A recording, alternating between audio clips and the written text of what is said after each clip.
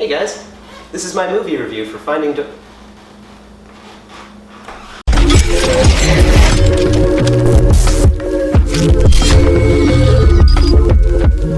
This movie has some major issues. It is exhausting trying to keep up with what's happening in this film. Every few minutes that are just these massive problems that have to be overcome. And then they overcome it, and there's another huge problem 10 seconds later, and this process repeats over and over throughout the film until it ends.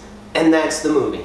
There are a lot of things to like in this film. I was laughing at some points. I mean, there are some really funny jokes. Visually, no surprise here, this movie is gorgeous. You get exactly what you would expect from a Finding Nemo sequel. Beautifully rendered underwater scenes, gorgeous backdrops, vibrant colors, everything looks pretty great. There were a couple times when the realistic water effects clashed a bit with their cartoony animations, but other than that, typical beautiful Pixar movie and no complaints there. Sound quality, once again, this is a Pixar movie. It's top of the line. Sound effects, special effects, everything is top notch. But the pacing in this movie, oh my god, this movie whips by at a ludicrous speed. Prepare ship for ludicrous speed.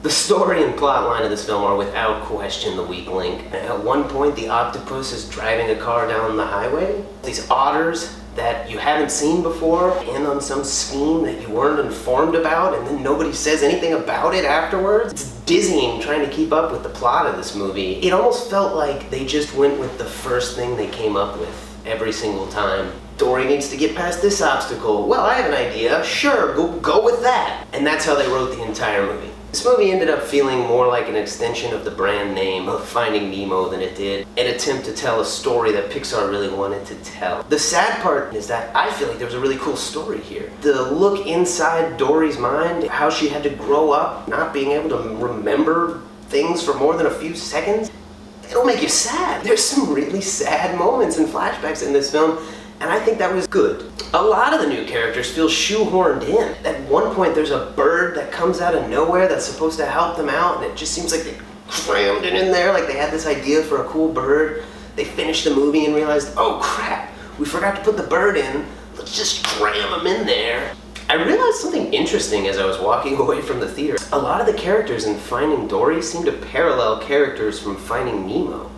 Almost exactly. In Finding Nemo, there's a physically impaired Moorish idol who, despite his rough exterior, ends up being a pretty good guy. In Finding Dory, there's a physically impaired octopus who, despite his rough exterior, ends up being a pretty good guy. Affable, good-hearted, ditzy female character with a life-hampering disability. Affable, good-hearted, ditzy female character with a life-hampering disability. Group of 3 Australian predators who turn out to be pretty helpful, good guys. Group of 3 British predators that turn out to be helpful and friendly.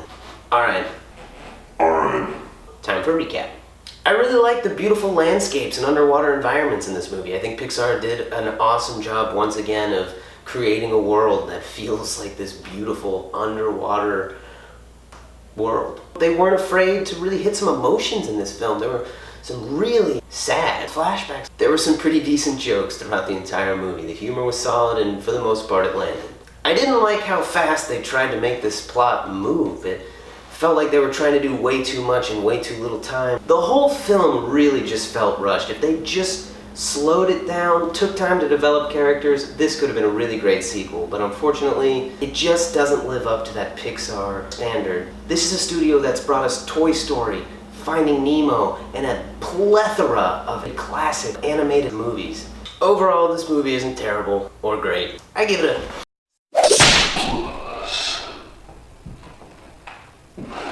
That's my review for Finding Dory. As a special thanks, click on my cat's face for a chance to win 500 Toledo Selects points.